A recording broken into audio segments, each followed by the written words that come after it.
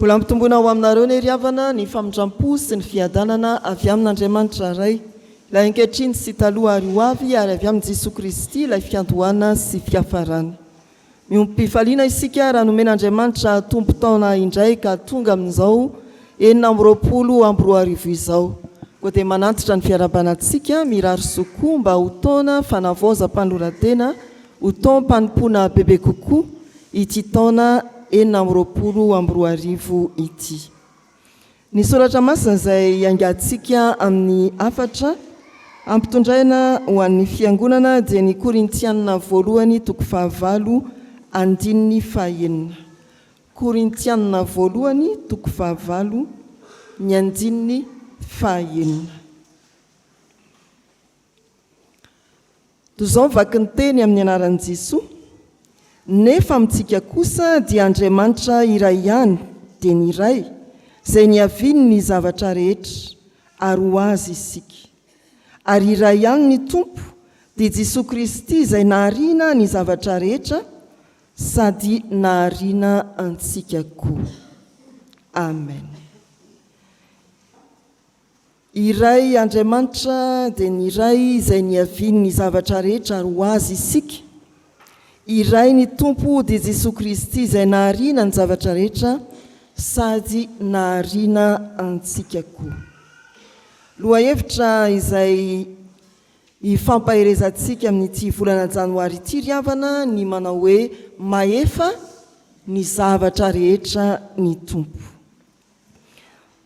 Manoratra ho an'ny fiangonana tao Korinto i Paoly apôstôly, taratasy voalohany nosoratana izany. Ny fiangonana tao Korinto dia fiangonana izay nijoro tao anatin'ny fiarahamonina nanan-karena fahalalana. Tsipian'i Paoly eo amin'ny toko 5:2 hatramin'ny sy ny 2 izany fahalalana mampieboebo teo amin'ny Korintianina izany. Fa nanan-karen'Andriamanitra koa izy ireo. Atao hoe nanan-karen'Andriamanitra.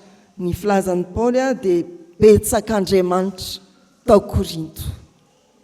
Fa ny fiangonana izany hoe ireo kristianina anoratan'i Paoly apôstôly dia ireo karazan'olona izay tsy nanam-pahalalana firy nijoro tao anatin'ny fiarahamonina voaravaka fahalalana. Fa fiarahamonina tao Korinto koa anampy andreo roa voalaza dia fiarahamonina niaina tao anatin'ny fandrarana lehibe amma seranatsambo any Korinto. Nanambola ny mpandrara, nanambola ny olona tao. Fa ny fiangonana tao Korinto, ireo kristianina korintianina dia tsy dia afaka loatra tamin'ny arena. Fanontaniana ny famezivezy tao anatin'ny fiangonana ny amin'ny hoe raha misy naterina ny amin'ny sampy, ahoana azo hoanina sa tsy azo hoanina? Tao koa ny fanontaniana ny amin'ireo karazana fahalalana samihafa, ny amin'ny hoe ny amin'ny fahafahana, inona no azo atao, inona no tsy azo atao. Ary hita araka ny soratra napetraky Paoly ato amin'ny Korintianina voalohany fa mbola tsy niorina tsara ny finoan'ny fiangonana ka ny napetraky Paoly ireo fampianarana hampiorina finoana ampahafantatra bebe kokoa ny amin'Andriamanitra. Dia mamerina ny fototry ny finoana kristianina. Izao andininy ny 5 izao. Ilazan'i Paoly fa Andriamanitra dia iray ihany, loharano ny zavatra rehetra ary ho azy isika. Anambaran'i Paoly koa fa Jesosy Kristy irery ihany no tompo, mpanorina, mpamonjy ary mpamelona ny zavatra rehetra. Ireo no atao anatin'izao andininy 5 izao. Amin'izao vanim-potoana iainantsika ankehitriny izao, ety ampiandohan'ny taona dia maro ny feo manaitra miteraka fahatahorana toy ny arety mifindra samihafa.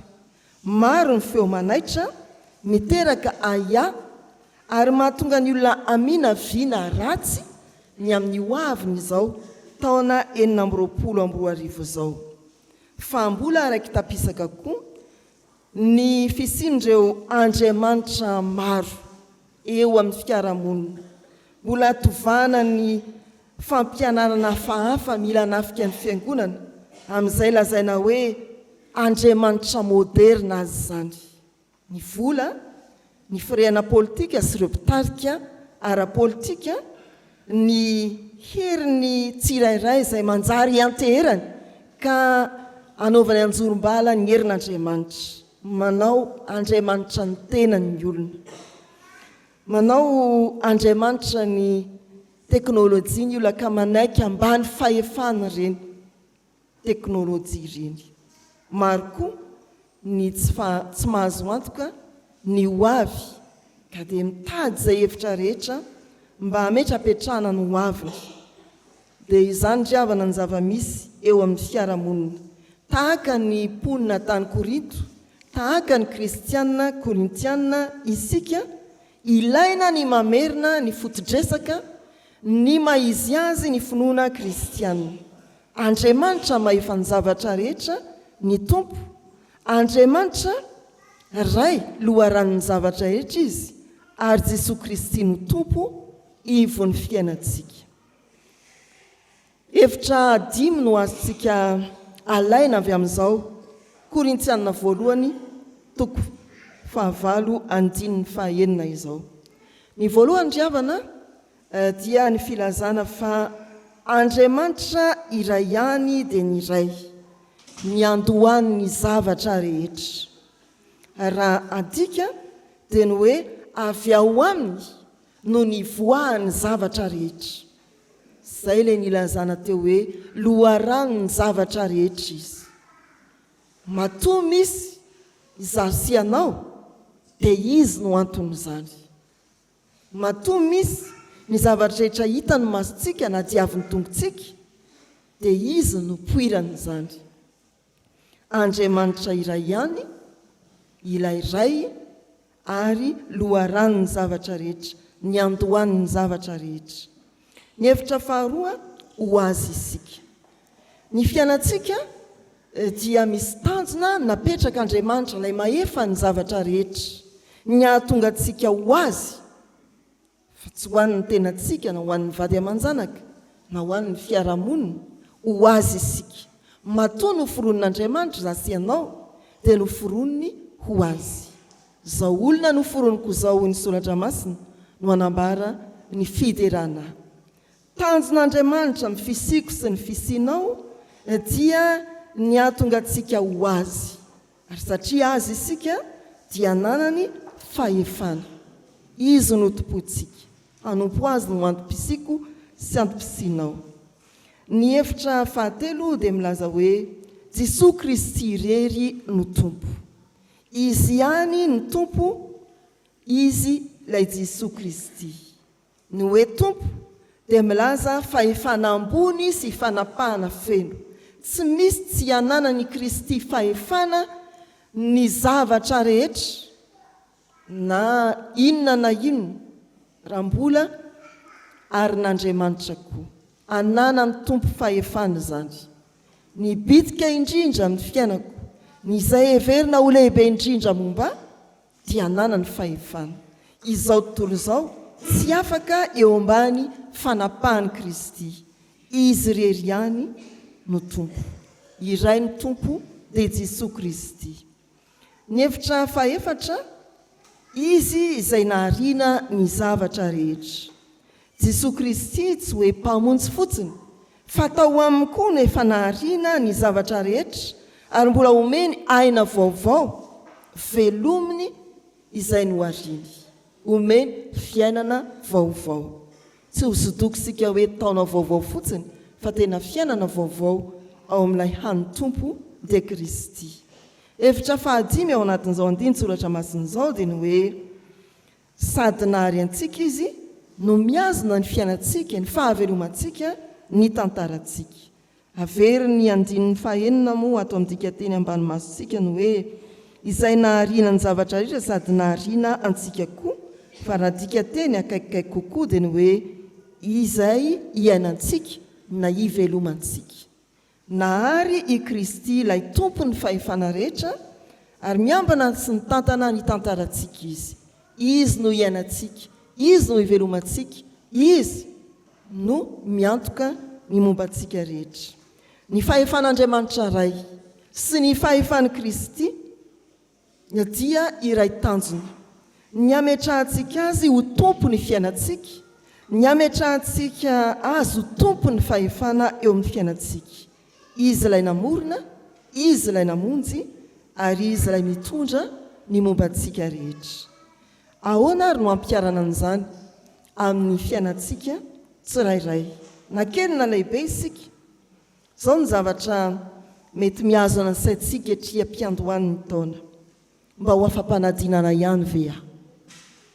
Comme ce peu, za tahaka ny tsy ho afakako. Io ve tsy ho vitako indray hozy ny sasany.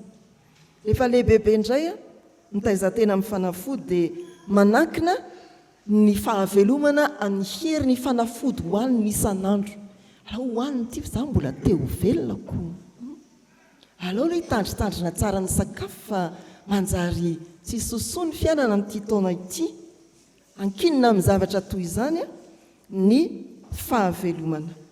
Eo am-panomboana ny taona ry havana, raha Andriamanitra ny loharano araka ny fampianarana izao andinin-tsoratra masina izao, raha Kristy no tompo dia matokian'Andriamanitra voalohany indrindra ny amin'ny ho avinao. Raha Kristy ny tompo, aza manapaka irery ny fiainanao an'ny tompo ianao. Izy no iainantsika dia ankinina amin'ny drafim-piainana rehetra amin'izao taonao izao sy ny ho avy mbola sitrak'Andriamanitra. Anontaniana ary sika dia ny hoe iza marina moa hiankinan'ny fikasanao amin'ity taona ity sy ny fanapahan-kevitrao. Raha ny soratra masina izay nomeny tompo antsika eo amin'ny Korintiana 1:9-5 ny valiny dia mazava. Andriamanitra mahefa ny zavatra rehetra no loharano ny zavatra rehetra. Kristy tompo no manana fahefana amin'izay kasainao sy fanapahan-kevitrao. Iaino izany ry havana. Ahoana ny fampiarana an'izany eo amin'ny fiainan'ny fiangonana ankapobeny dia ny fiangonana tahaka antsika izao. Napetraka mialoha ny taona vaovao ohatra, ny tetikasa, ny tetikandro, ny tetibola. Ary mieritreritra isika isan'ambaratonga fa milamina ity taona ity satria efa mipetrapetraka ny asa ho atao, efa mitombotombona ny andro anaovana an'izany ny tetibola, saingy izao tetika ihany izany. Nijanona ho tetika, raha tsy eketsika fa Andriamanitra mihitsy no manainga ny fiangonana, loharano hipoira ny hery ny fiangonana amin'izao fiandohan'ny taona izao. Tsy antery sika ny fahalalana efa azontsika ara-baiboly entina miasa, tsy hiantery sika amin'ny hamarony ny mpiara-mivavaka, io ve dia tsy ho vitan'ireto olona be dia be reto. Tsy hiantery sika amin'ny anaty farangisosany ny hamarony ny rakitra, tsia diso izany. Fa izay ianterantsika dia ilay Andriamanitra mahefa ny zavatra rehetra, loharano ny herim-batantsika, loharano ny hery ara-toekarenan'ny fiangonana, loharano ny herim-panahy indrindraindrindra, izay mbola vonina hanome anao ny teny ampitombo ny finoana, ahafahanao miasa bebe kokoa. Izany ry havana ny hevitra entin'izao Korintiana 1:5-5 izao, manambara amintsika indray fa iray Andriamanitra raintsika ny haviny ny zavatra rehetra, iray ny tompo dia Jesosy Kristy manana ny fahefana ary mamelona ny fiangonana. Fa raha makeny amin'ny fiarahamonina isika, inona no azo ambara momba ny fiainan'ny fiarahamonina ny amin'izao andinin-tsoratra masina izao? Ao amin'ny Korintiana 1:5-5 dia ajoro ny soratra masina, ajoro ny mpanoratra ho hita miariary naiza naiza ilay Andriamanitra ny havian'ny zavatra rehetra, ilay Kristy tompo ny fahefana rehetra. Tahaka ny tao amin'ny filazantsara araka ny Matthieu 7:20, raha mijoro ety anivon'izao tontolo izao ny fiangonana dia misy manilika ny hevitra izay toriny ny fiangonana, Jesosy Kristy tompo ny fahefana, mpamonjy, Andriamanitra mpamorona sy mpanavitra. Ahirika izao tontolo izao izany, zavatra hafa no hijoroany, sy anterany. Eny amin'ny fiarahamonina dia tahaka n'izay nanjoany Kristy, miezaka ny fiangonana hijoro ho vavolombelona, fa manohitra dia manohitra izao tontolo izao. Efa fantatray ny zavatra lazain'ny fiangonana, efa hitanay ny fijoroan'ny fiangonana, tsia misafidy ny lalana ihany izahay. Ravana malala ny fiangonana dia antsoina ho vavolombelona Andriamanitra maefa ny zavatra rehetra. Amin'ny fanompoana ataony aty anatin'ny fiangonana, hanambara fa tsy very fanantenana ny fiarahamonina satria mbola tompo ny fahefana rehetra i Kristy. Ny fiangonana dia ajoro ho vavolombelona amin'izay rehetra ataony eny fiarahamonina eny, amin'ny asa tanterahana, amin'ny fianahana izay tozony, mba ho fanambarana fa maefa ny zavatra rehetra Andriamanitra. Dia mamarana isika riavana, Andriamanitra no loharano ny andohan'ny zavatra rehetra, ny avian'ny zavatra rehetra hoy ny dika teny manoloana antsika. Jesosy Kristy no tompo ny zavatra rehetra, izy no iainantsika, ary amin'ity taona ity ho tsarovantsika mandrakariva. Rehefa makivaky ny taona isika dia tadidio fa misy loharano tsy mety ritra izay niavian'ny fiainanao, mbola hiavian'ny mombanao amin'ity taona 2024 ity. Aty amin'ny fiandohan'ny taona atolorazan'ny fiainanao. Ekeo ho tompo sy mpamonjy ianao indray izy, ary aoka ho velona ho an'i Kristy isika, hanompo an'i Kristy. Ilay Andriamanitra maefa ny zavatra rehetra ny hanoratra ny teny ao am-potsika mba hahatonga antsika hanana fiainam-baovao ao amin'i Kristy. Amen.